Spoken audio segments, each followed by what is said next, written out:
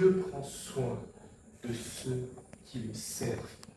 Dieu prend soin de ceux qui le servent dans la vérité. Il prend soin d'eux physiquement, il prend soin d'eux spirituellement. Je ne vais jamais oublier ça. Lorsque j'ai eu des problèmes à Port-Gentil, après avoir été accusé d'avoir détourné des millions de mon travail, on s'est rendu compte que c'était faux. On a su qui faisait ça. C'était pas moi, en tout cas. Donc, le berger n'est pas moi. Et en fait, je me souviens, quand j'arrête mon travail, donc voilà, pendant plusieurs mois, quand j'étais à Port-Gentil, je n'avais pas d'argent pour manger, pour boire, machin. Et à une personne que Dieu a touchée, je ne lui rien demandé. Je peux témoigner de ça, de toutes les manières, comme ça fait déjà longtemps, elle est très honteuse, mais je le dis. Dieu a touché une sœur du groupe à qui je n'avais jamais rien demandé pour me dire, elle m'a dit, berger, tu sais, le Seigneur m'a dit que tout le temps que tu vas avoir du mal là, je dois te soutenir. Donc elle m'envoyait 150 000 chaque mois pour des besoins personnels. Je ne lui ai rien demandé. Dieu prend soin de ceux qui le servent. Pas seulement les prédicateurs. Parce qu'on peut se dire, pour les prédicateurs, comme on les voit devant, donc ils ont plus la possibilité de... Non, c'est faux.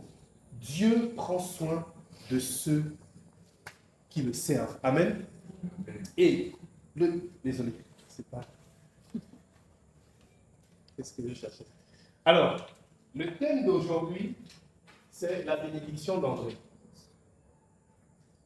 Le thème d'aujourd'hui, c'est la bénédiction d'André. D'André. Moi, non, la bénédiction d'André. Bonne arrivée.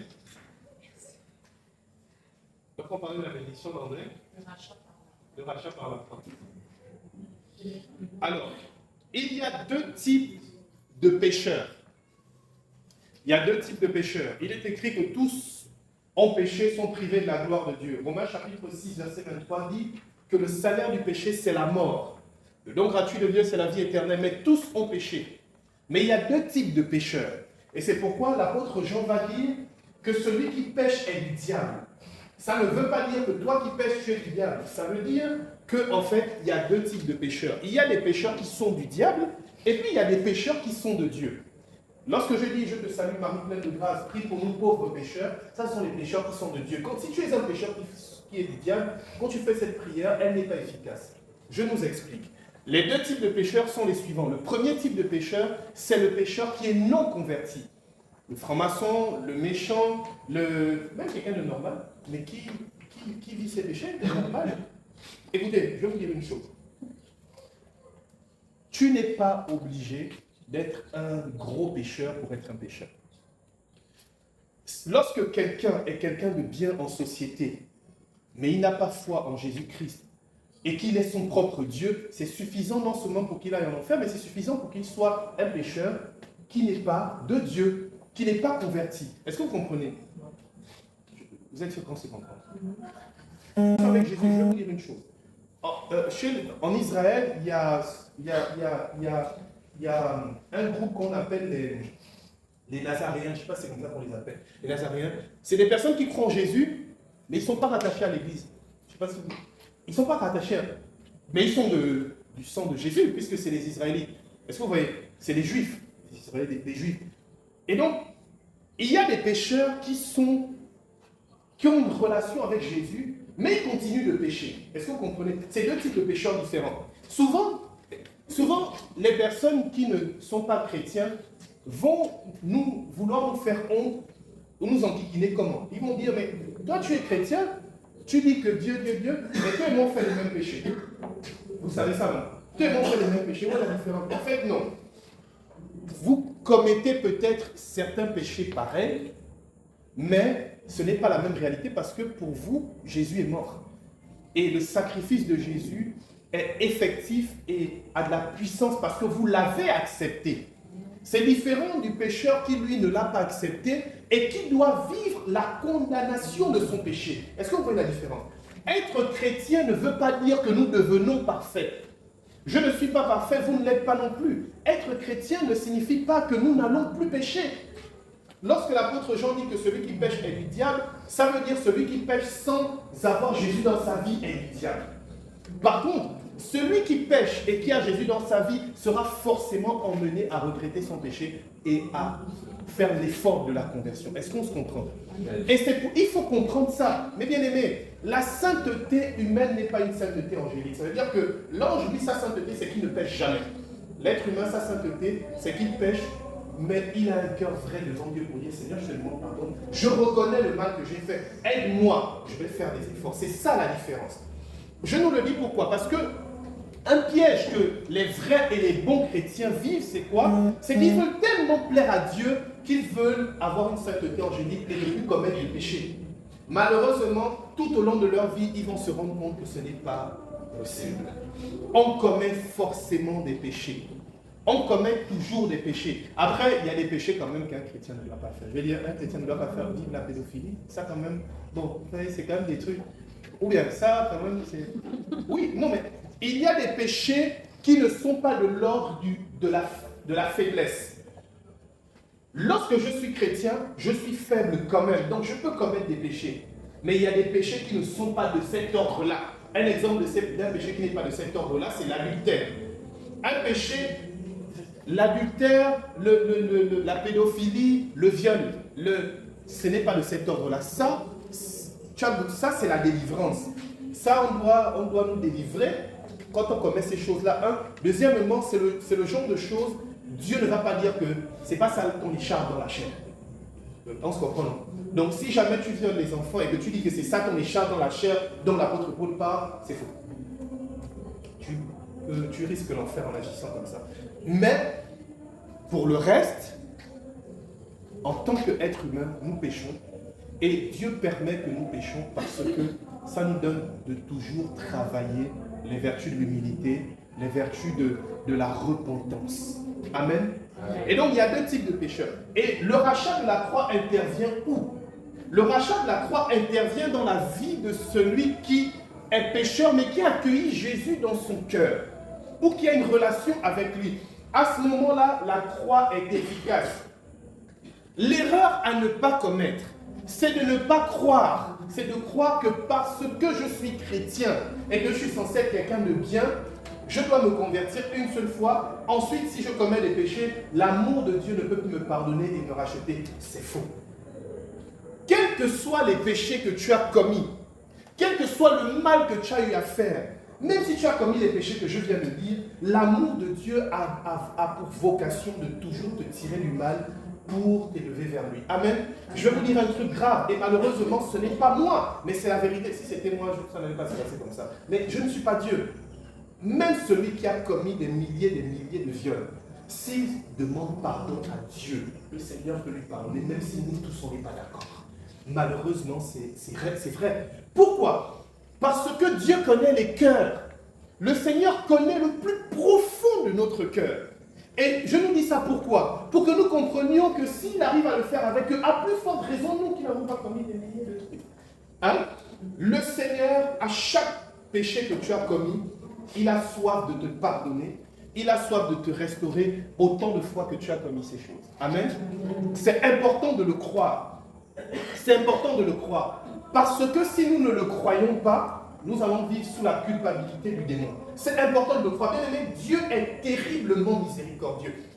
Saint Faustine de Kowalska va dire que la miséricorde de Dieu est son attribut le plus extraordinaire. Dieu est tellement miséricordieux qu'il a permis que le bon larron puisse aller au ciel sans passer par le purgatoire. Alors que le bon larron n'a jamais fait d'Ave Maria, il n'a jamais communié, il n'a jamais été baptisé, il n'a jamais été confirmé, il n'a jamais prêché l'évangile, il n'a jamais prié en langue.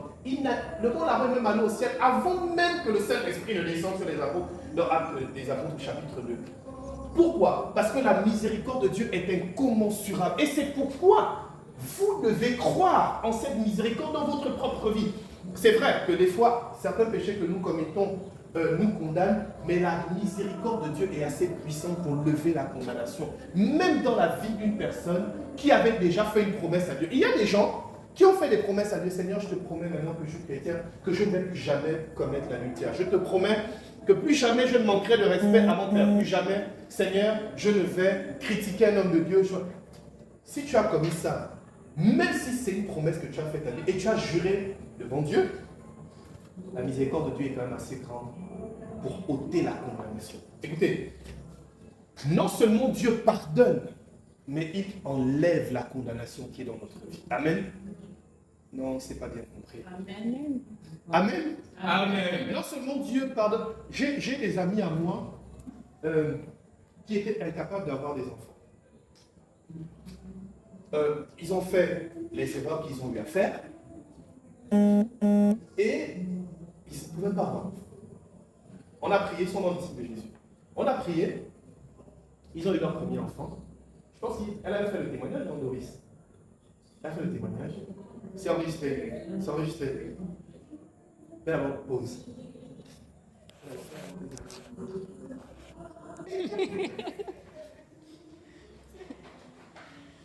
Alors, le Seigneur ôte véritablement la condamnation de nos vies. C'est pourquoi il faut que tu crois. Il faut que tu crois que les promesses de Dieu dans ta vie sont vraies. Amen. Alors, le Seigneur rachète par la croix. Nous sommes rachetés par la croix. On entend beaucoup ça. Bien-aimé, tu es racheté par la croix. J'ai écouté un jour un enseignement de quelqu'un qui disait que comme Jésus est mort sur la croix pour nous, alors nous devons être milliardaires. Nous devons désormais vivre comme au temps d'Adam. Bien-aimé, c'est faux. C'est faux. Pourquoi c'est faux? Il est écrit, tu mangeras à la sueur de ton front. Donc Genèse au chapitre 3, après la chute d'Adam et Ève. Oui ou non? Oui. Ce n'est pas toujours le cas. C'est toujours le cas, non? Jésus est mort pourtant. Pourquoi on mange toujours à la sueur de notre front? L'apôtre Paul va très loin, il dit que celui qui ne travaille pas ne mange pas. Il faut faire attention, bien aimé. La croix de Jésus a une signification claire. Nous donnons à la croix de Jésus toutes sortes de significations qui souvent relèvent du rêve. Ce n'est pas parce que Jésus est mort sur la croix qu'on va tous être milliardaires. Ce n'est pas vrai, frères et sœurs. Ce n'est pas vrai. Ce n'est pas parce que Jésus est mort sur la croix qu'on ne va jamais tomber malade. Ce n'est pas vrai. Il y a plein de personnes qui donnent ce genre d'enseignement. Et moi, je suis désolé, on va être honnête, ce n'est pas vrai. Et même si on veut croire ça, on constate que ce n'est pas vrai. Ou bien vous ne pensez pas.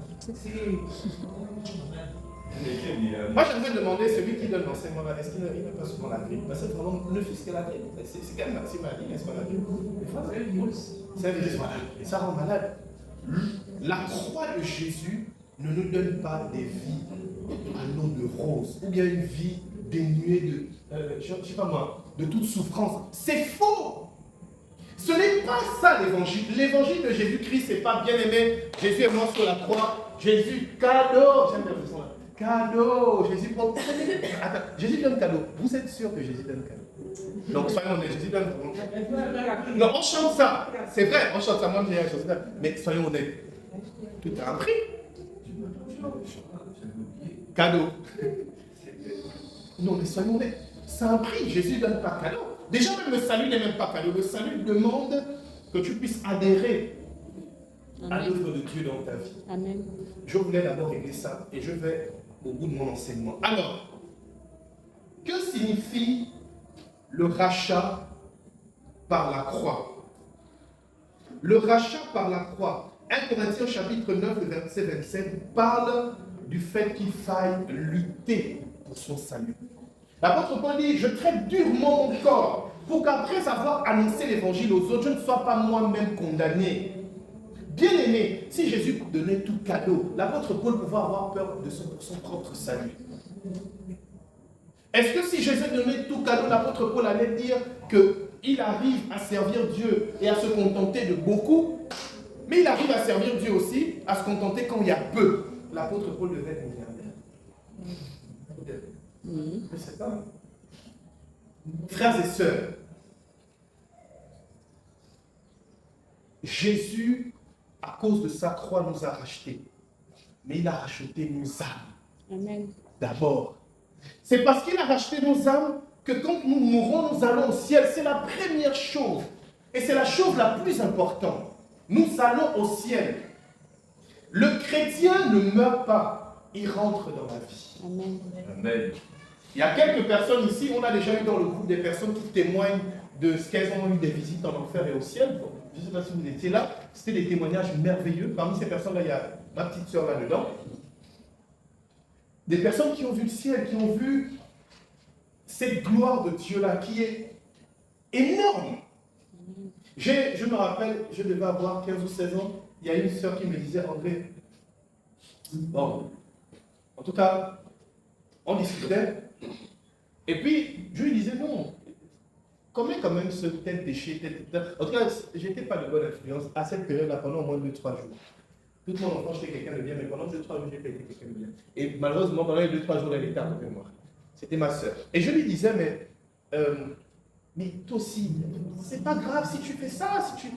Elle me disait, André, que vaut 3 jours devant l'éternité. Elle me disait, André, tu te rends compte que même 50 ans de vie, même 100 ans de vie, c'est rien devant l'éternité, et c'est vrai. Frères et sœurs, nous sommes chrétiens d'abord parce que Jésus nous a promis le ciel. Amen. Il faut que ce soit clair. Ce que nous prêchons, moi je me rappelle les fois où j'ai eu à prêcher dans des lieux, dans des quartiers vraiment malfaisants. Vous savez, il y a des gens qui souffrent pour le frère. Moi je ne sais pas si vous avez déjà fait l'exercice d'aller dans les orphelinats. Je ne parle pas des orphelinats où on mange bien. Je parle des orphelinats où on ne mange pas bien, où le matelas, tu vois, ils sont 5 à dormir dessus. Un petit matelas. Donc ils dorment comme ça. Les pieds sont au sol, mais le reste du corps au moins. Il y a des orphelinats. Bien aimé, quand vous arrivez là-bas, le message. Une fois, j'étais arrivé dans un de ces orphelinats, là, il y a un monsieur, je ne sais pas si vous connaissez, du côté de Port-Gentil, il héberge des enfants et il a un bras qui lui manque. Vous connaissez ce monsieur-là? Il a un bras qui est coupé et il est pasteur.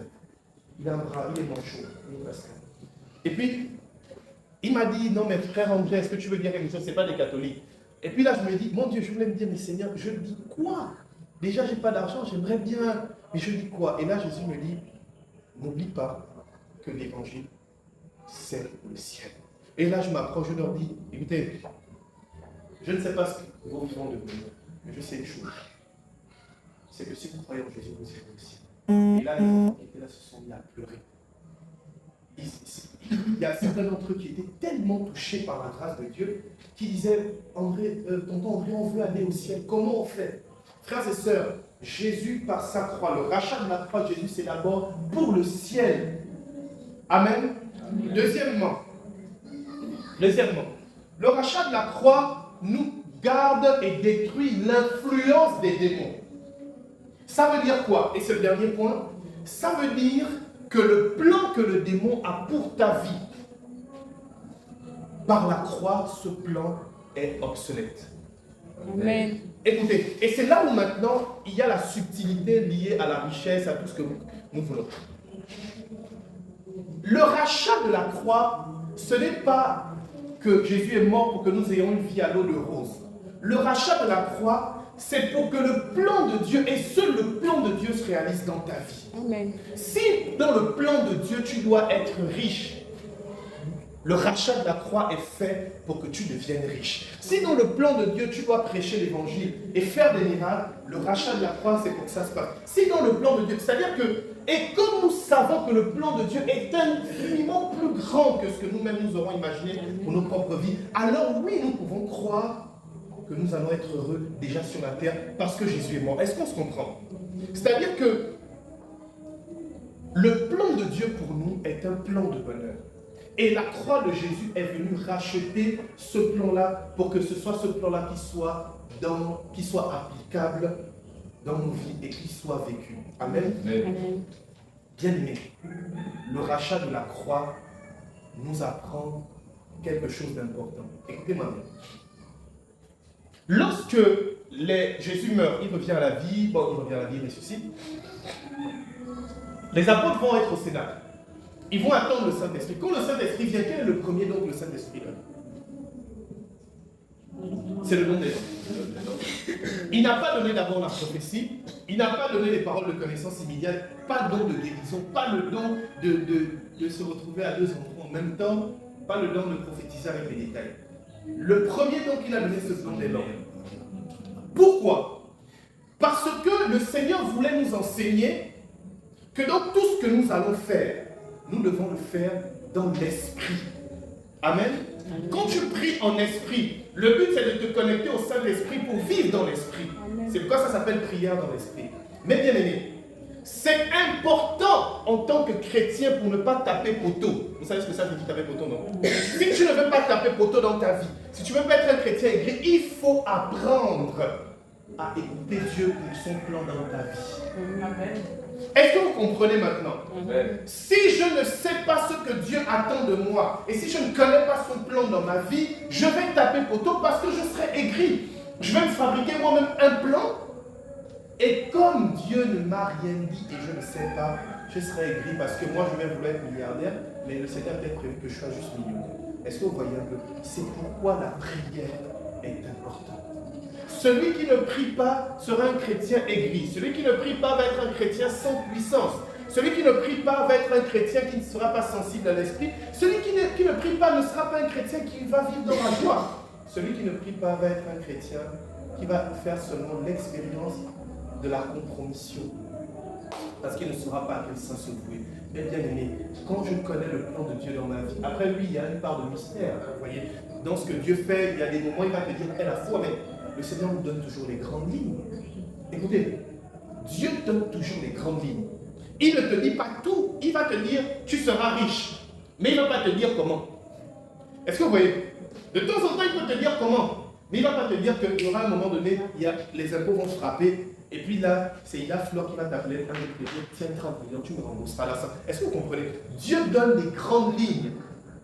Je veux que tu seras un grand prédicateur, faire des miracles, tu seras une bonne femme au foyer, et puis ton mari sera le directeur de la CNAM, je ne sais pas. Il va te dire des trucs comme ça, il te donne les grandes lignes. Hein? Hein? À la place, c'est déjà pris. Il te donne les grandes lignes, mais il ne te dit pas le chemin. Le chemin reste un mystère. Tu vas marcher, mais tu vois déjà le bout. Frères et sœurs, c'est cela le rachat de la croix. Par la croix. Pour le Christ. Cherchez à connaître le plan de Dieu pour votre vie. Et quand vous connaissez le plan de Dieu, marchez selon ça. Marchez, bien aimé, combien de personnes Dieu leur a parlé? Que ma fille, voilà. Mais quand tu dis non, voilà pas. Non mais c'est vrai, c'est terrible. Le Seigneur te dit, je veux que tu pries. Toi tu dis non, j'aime le chant. Enfin, c'est terrible. C'est terrible, hein? Jésus te dit, les autres peuvent vivre dans la fornication. Ils vont demander pardon, il n'y a pas de problème. Mais toi, je ne veux pas. Toi, non. Toi, non. Pourquoi? Parce que peut-être tu es appelé à chasser les démons et puis tu dois avoir une vie de sanctification particulière. Mais toi, tu dis non. Il y a des gens où tu te rebelles. Hein? Pourquoi les autres font? Pourquoi pas moi? Et là, tu rappelles à Dieu que Seigneur, moi aussi je suis un être humain. J'ai un cœur et des sentiments. Bien aimé. Oui, on sait que tu as un cœur et des sentiments. Mais Dieu a un plan pour toi. Non, c'est vrai. Seigneur, telle personne qui est peut-être membre du noyau a eu un enfant. Mais pourquoi pas moi? Oui, tous. Pourquoi pas moi? Pourquoi pas moi, Seigneur? Telle personne aussi. Hein? Pourquoi pas moi? Moi aussi, je veux un enfant. Avant le mariage. Je suis désolé. Dieu. Essaye. Essaye. Mais si c'est la volonté de Dieu. Je ne me prononcerai point sur la volonté de Dieu.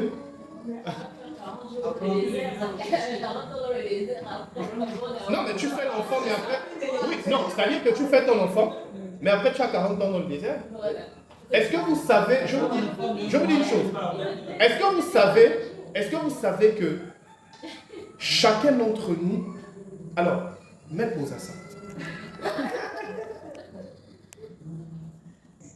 Le rachat de la croix signifie une chose.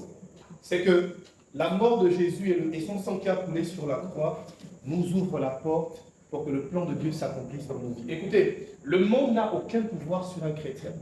Celui qui a du pouvoir sur le chrétien, c'est Dieu lui-même, tant qu'il reste à l'ombre du Christ. À partir du moment où je marche avec la croix de Jésus, qu'elle est devant moi, derrière moi, à ma gauche et à ma droite, ce qui m'arrive ne dépend que de Dieu et de Dieu seul. C'est pourquoi, même si les plus grandes puissances de l'enfer, ou même un président de la République se lève contre toi, si la croix de Jésus est devant toi, derrière toi, à gauche et à droite, et que tu obéis à ce qu'il te dit, bien évidemment, il a insulté le président, mais que tu obéis à ce que Dieu te dit, et que tu es sage, normalement, enfin, indubitablement, c'est le plan de Dieu qui va s'accomplir dans ta vie. Amen. Et donc, il n'y a vraiment plus de condamnation possible pour ceux qui sont dans le Christ Jésus. Amen. Amen. Priez ou bien il y a des questions? Vas-y. Tout à l'heure, tu as Vas-y d'abord, comme tu as Tout à l'heure, tu as insisté en fait sur la sagesse par rapport à. Parce que parfois, on peut avoir l'impression que quand on a Jésus avec nous, on a toutes les forces. C'est vrai que Jésus, c'est la force suprême, mais parfois, en fait, on peut avoir on peut avoir des tendances orgueilleuses, justement dans les attitudes, dans les attaques, pour essayer de contre-attaquer. Et la sagesse, en fait, peut se manifester comment? C'est-à-dire de façon un peu plus concrète. En fait, il y a des attaques auxquelles on ne répond pas, par exemple. La sagesse, et ça, je vous assure, c'est l'importance d'avoir un accompagnateur spirituel aguerri. C'est l'importance de bien lire la Bible. C'est l'importance de la prière, l'importance d'écouter les conseils aussi des aînés, de aussi tirer les leçons des épreuves qu'on a vécues. Vous savez, les gens qui ne tirent pas les leçons. Tu es impoli, ton gars te quitte, mais tu es encore impoli dans ton autre relation. Non, mais c'est vrai, il y a des... Le problème, c'est jamais elle tous les autres. Oui, non, mais c'est vrai, je vous en supplie. Non, je vous en supplie. Est-ce que vous savez que si Dieu a dit à la femme que soyez soumise, c'est parce que la femme a un problème avec la soumission. L'homme, non, c'est vrai, la femme de façon naturelle est plus rebelle que l'homme. Mais bien sûr, l'homme a une plus grande capacité à l'humilité que la femme. La preuve, si Daniel et moi ne se connaissent pas, on est voisins, on se croise, je vais le saluer. Mais vous êtes voisines, vous vous croisez, la première idée qui vient, c'est si elle ne me salue pas, je ne la salue pas. Mais enfin, c'est vrai. La femme a un gros... La femme, parmi vous ici, c'est qui a un problème au niveau de son sang. Tu as des douleurs souvent au niveau d'un de tes serres, pas les deux. Pas les deux. Tu es seule, tu es la seule. Il y a quelqu'un d'autre qui a ça. Vous aussi. Quelqu'un d'autre aussi. Souvent, mais ça vient, ça part. Non, je n'ai pas dit que c'est constant. D'accord. Mettez votre main rapidement. Seigneur, va vous guérir ça. Seigneur, je te bénis pour la puissance de ta grâce. Au nom puissant de Jésus, que cette douleur-là disparaisse et ne revienne plus jamais. La puissance du Saint-Esprit. Amen. Donc, je disais en fait que la femme a une plus grande capacité l'homme a une plus grande capacité pour être humble. Hein. Je vous assure, c'est vrai. C'est pourquoi, rapidement, quand il y a dispute, on sait se taire et faire silence, sortir prendre une bière. Enfin, ça. On demande pardon même qu'on a raison. On demande pardon même lorsqu'on a tort. On a tort, voilà. En général, on a tort. Mais quand même, de temps en temps, faites comme si ce n'était pas le cas. Mais bon. Et donc,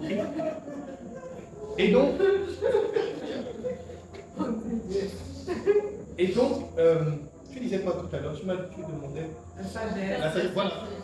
En fait, oh là là, si j'avais, vous savez, il y a des choses, si j'avais su ça plus tôt.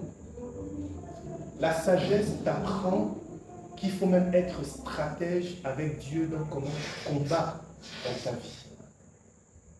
Il faut, et la sagesse, c'est plusieurs choses qui te l'enseignent. Il y a la Bible, il y a les prédications, les enseignements que tu écoutes, les témoignages des autres, les expériences des autres, les conseils de ton accompagnateur, mais toi-même aussi les leçons que tu tires de tes échecs et de tes épreuves. La sagesse va t'apprendre que quand tu es au travail avec ton patron, il ne faut jamais être plus roi que le roi. Donne-lui la gloire. Même si tu fais quelque chose qui est bien, tu sauves l'entreprise devant les gens, donne-lui la gloire. Même quand il... Monsieur, c'est à cause de... Donne-lui la gloire. Mais ça c'est... Ça là, c'est quand tu as compris un jour, quand on t'a viré pour les salles quelque part, ou bien du jour au lendemain, tu comprends pas pourquoi tes collègues sont fâchés contre toi. Souvent, c'est des choses comme ça. La sagesse t'apprend qu'il y a des moments, les combats, pour combattre, ce n'est pas les prier en langue, c'est des fois simplement te taire. Te taire simplement, faire silence. Il y a des moments, certains d'entre nous, nous les hommes, des fois, quand on a des problèmes avec nos fiancés, nos femmes et tout ça, il y a des moments, dispute. Souvent, hein, elles te reprochent plein de choses. Ah, tu es comme ci, tu es comme ça, tu es méchant, tu es machin, tu n'es pas attentionné, tu es machin. Il suffit que tu te taises. Le lendemain, elle a même oublié. Tu te souviens de ce que tu as fait? On parlait même de quoi? Non,